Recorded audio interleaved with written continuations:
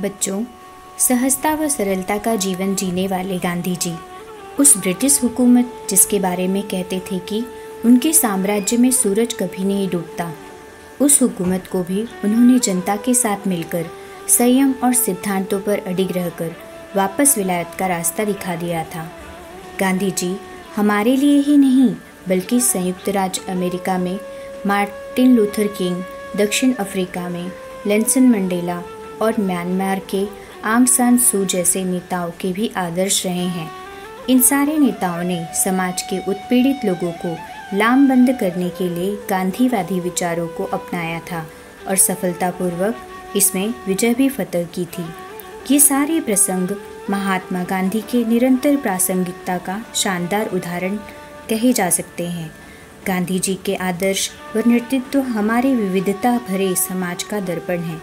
कह सकते हैं कि वे एक युग के ही नहीं थे बल्कि उनके विचार अनंत काल के लिए मानवता के धरोहर। उद्देश्यपूर्ण विचारधारा से ओतप्रोत महात्मा गांधी का व्यक्तित्व आदर्शवाद की दृष्टि से श्रेष्ठ था, जिसकी नींव उनके बचपन में ही पड़ गई थी। तो आइए ऐसे महान महात्मा, ऐसे महापुरुष के बचपन को इस वीडियो के माध्यम से जानते हैं, जिसे स्वयं महात्मा गांधी जी ने कक्षा 5वीं के पुस्तक में मेरा बचपन नामक पाठ में लिखा है। गांधी जी बताते हैं कि उनके पिताजी कुटुंब प्रेमी, सत्यप्रिय और बहुत ही उदार थे। वे पोरबंदर के दीवान थे। उनका नाम करमचंद था। वे रिश्वत से दूर भागते थे, इसलिए हमेशा निष्पक्ष न्याय करते थे। वे राज्य के प्रति बड़े वफादार थे। वे पोरबंदर रियासत में प्रधानमंत्री, राजस्थानी कोर्ट में सभासद, राजकोट में दीवान और कुछ समय तक बीकानेर के दीवान के उच्च पद पर भी प्रतिष्ठित थे। लोग उन्हें कबा गांधी के नाम से भी जानते थे। और मेरी माता जी का नाम था पुतली बाई। मेरे मन पर यह छाप है कि माता साध्वी स्त्री थीं, बड़ी भावुक, पूजा पाठ के बिना कभी भी भोजन नहीं करती। व्रत उपवास उनके जीवन के मुख्य अंग बन गए थे। माताजी बहुत ही व्यवहार कुशल थीं। दरबार की वे सब बातें जानती थीं। बचपन में वे मुझे कभी कभी अपने साथ राजमहल भी ले जाया करती थीं। ऐसे माता पिता के यहाँ मेरा जन्म संवत 1925 की भादो बदी द्वादशी के दिन अर्थात 1869 के अक्टूबर की 2 तारीख को पोरबंदर में जन्म हुआ। मेरा बचपन वहीं बीता। उसके बाद मुझे राजकोट की ग्राम पाठशाला में पढ़ने भेजा गया। तब तक मेरी उम्र 7 वर्ष की हो चुकी थी। मेरी गिनती शायद साधारण श्रेणी के विद्यार्थियों में ही रही होगी। सभी शिक्षकों के नाम धाम मुझे आज भी याद हैं, क्योंकि मैंने माता को हमेशा से देखा था कि वह बड़ों का बड़ा ही आदर करती हैं। इसलिए मैं अपने शिक्षकों का भी बड़ा आदर करता था। उनके प्रति मेरा आदर कभी नहीं घटा। बड़ों के दोष न देखने का गुण मुझ में स्वाभाविक रूप से था। मैंने समझ रखा था कि बड़ों की आज्ञा का पालन हमेशा करना चाहिए। जो वे कहें वह करना चाहिए। जो करें उसका काजी मुझे नहीं बनना चाहिए। इसी समय के 2 प्रसंग सदा मुझे याद रहे हैं। पिताजी ने एक बार एक पुस्तक खरीद कर लाई थी। वह किताब कमरे में किसी कोने पर पड़ी थी। उस पर मेरी नज़र पड़ी। उस पर लिखा था श्रवण पितृभक्ति, जो कि एक नाटक का अंश था। बड़े चाव से मैंने वह पुस्तक पढ़ डाली। उन दिनों बाइस्कोप दिखाने वाले गली गली घर घर घूमा करते थे। उसमें मैंने देखा श्रवण द्वारा अपने माता पिता को कांवड़ में बिठाकर यात्रा पर ले जाने का चित्र। दोनों चीज़ों का मुझ पर बहुत ही गहरा असर पड़ा। मुझे भी श्रवण के समान होना चाहिए, यह भाव तभी से मेरे मन में उठने लगा था। इसी बीच उस गांव में कोई एक नाटक कंपनी आई।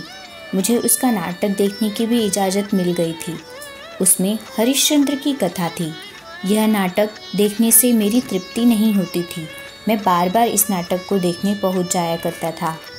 हरिश्चंद्र के सपने भी मुझे आने लग गए थे। हरिश्चंद्र जैसे सत्यवादी सब क्यों नहीं हो जाते, यह धुन हमेशा लगी रहती। मेरे मन में हरिश्चंद्र और श्रवण आज भी जीवित हैं। मैं इनके आधार पर अपने आचरण पर सदैव ध्यान देने लगा। मुझे याद नहीं कि मैंने कभी किसी शिक्षक या लड़के से कभी झूठ बोला हो। सत्य पर टिके रहना, बड़ों का आदर करना तथा उनके प्रति सेवा भाव के साथ ही साथ दीन दुखियों के दर्द को अपना समझना आज भी मेरे जीवन का मूल मंत्र बना हुआ है।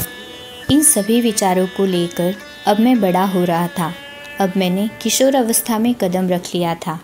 उसी समय मैंने कहीं पढ़ा था कि खुली हवा में घूमना स्वास्थ्य की दृष्टि से उपयोगी होता है, इसलिए मैंने सैर करने की भी आदत डाल ली। इससे मेरे शरीर में कसाव आ गया और पढ़ाई में अक्षर अच्छे होने की ज़रूरत नहीं है। पता नहीं यह गलत विचार मेरे मन में कैसे बैठ गया था। इस भूल की सज़ा आज भी मेरे मन को मिल रही है। दूसरों के मोती जैसे अक्षर देखकर मैं अपनी लिखावट पर बहुत पछताता हूँ। बाद में मैंने अपनी लिखावट सुधारने का बहुत प्रयत्न किया, किंतु तब तक बहुत देर हो चुकी थी। इसलिए बच्चों, आप भी अपनी लिखावट पर ज़रूर ध्यान देना, ऐसा वह संदेश भी देते हैं। बचपन में मुझे खेलों में रुचि नहीं थी। हमारे विद्यालय में ऊपर की कक्षा के विद्यार्थियों के लिए व्यायाम और क्रिकेट को अनिवार्य कर दिया गया था। मेरा मन इनमें नहीं लगता था। अब मुझे यह लगता है कि खेल और व्यायाम के प्रति यह अरुचि एक गलत बात थी। इसलिए पढ़ने के साथ साथ खेल एवं व्यायाम करना भी बहुत ही ज़रूरी है। बाद में समझ आया कि विद्याभ्यास में व्यायाम अर्थात शारीरिक शिक्षा और मानसिक शिक्षा के बराबर ही स्थान होना चाहिए। ऐसे ही कुछ समय और बीतता गया और मैंने क्रिकेट भी खेलना प्रारंभ कर दिया था। खेल खेलते समय यह समझ में आया कि शारीरिक और मानसिक शिक्षा के साथ साथ ही अनुशासन भी कितना महत्वपूर्ण होता है। आगे चलकर कुछ गलत मित्रों की सोबत से मुझे कष्ट खींचने का भी शौक हो गया था। पैसा पास न होने के कारण हमने चाचा के पीकर फेंके गए सिगरेट के टुकड़े चुराना शुरू कर दिए। कुछ समय बाद अपनी गलती का एहसास हो गया और सिगरेट पीने की भी आदत जाती रही। यह बड़ी ही गलत बात थी। यह मुझे जल्द ही समझ में आ गई। बड़े होने पर मुझे कभी सिगरेट पीने की इच्छा ही नहीं हुई। मेरी यह सदैव धारणा रही है कि किसी भी नशे की आदत जंगली, गंदी और हानिकारक है। सिगरेट बीड़ी का इतना ज़बरदस्त शौक़ दुनिया में क्यों है, इसे मैं कभी समझ ही नहीं सका। प्रत्येक बाल, युवा, प्रौढ़ को किसी भी नशे से बचना चाहिए। यही मेरा संदेश पूरे देशवासियों और पूरे देशवासी बच्चों को है। बच्चों, गांधी जी इस पाठ के द्वारा आपको बताना चाहते हैं कि बचपन हमारे जीवन का सबसे महत्वपूर्ण हिस्सा होता है, जिसमें हमारे व्यक्तित्व के विकास के बीज पड़ते हैं। जैसे गांधी जी ने अपने बचपन में सीखे गए सत्य, अहिंसा, अनुशासन, बड़ों का आदर जैसे गुणों को अपनाकर मोहन से महात्मा बन गए, वैसे ही बच्चों, आप भी अपने बचपन में अच्छी आदतों को अपनाएं व अपने व्यक्तित्व को निखारें। यही सीख हमें गांधी जी इस पाठ के माध्यम से देना चाहते हैं। आओ इस पाठ के शब्दार्थ पढ़ते हैं। सत्यप्रिय, सच्चाई पसंद, दीवान, राजा का मंत्री, वफादार, स्वामी भक्त, काजी, निर्णय करने वाला, प्रसंग, घटना, पितृभक्ति, पिता के प्रति आदर भाव, चाव, चाह, सत्यवादी, सच बोलने वाला, आचरण, व्यवहार, मंत्र, तत्व, कसाव, दृढ़ता, अनिवार्य, जरूरी, सोहबत, संगत, एहसास, ज्ञान। अब आगे स्वाध्याय में आए कुछ प्रश्नों के उत्तर देखते हैं। मोहनदास करमचंद गांधी जी का जन्म कब और कहाँ हुआ था? मोहनदास करमचंद गांधी जी का जन्म 2 अक्टूबर सन 1869 में पोरबंदर में हुआ था। दूसरा प्रश्न, बचपन में गांधी जी के जीवन पर किन किन बातों का प्रभाव पड़ा? बचपन में गांधी जी के जीवन पर श्रवण पितृभक्ति नाटक की पुस्तक और बाइस्कोप में देखे गए श्रवण द्वारा अपने माता पिता को कावड़ में बिठाकर यात्रा पर ले जाने वाले चित्र का प्रभाव पड़ा था। तीसरा, गांधी जी के जीवन का मूल मंत्र क्या था? गांधी जी के जीवन का मूल मंत्र सत्य पर टिके रहना, बड़ों का आदर करना, सेवा भावना और दीन दुखियों के दर्द को अपना समझना था। प्रश्न चौथा, गांधी जी ने पढ़ने के साथ खेल और व्यायाम को जरूरी क्यों बताया है? गांधी जी ने पढ़ने के साथ खेल और व्यायाम को ज़रूरी बताया है क्योंकि पढ़ाई से जहाँ विद्यार्थियों का मानसिक विकास होता है, वहीं खेल और व्यायाम से उनका शरीर गठन अच्छा हो जाता है। पांचवा प्रश्न, नशे के बारे में गांधी जी की सदैव क्या धारणा रही? नशे के बारे में गांधी जी की सदैव यह धारणा रही कि किसी भी तरह के नशे की आदत जंगली, गंदी और हानिकारक होती है।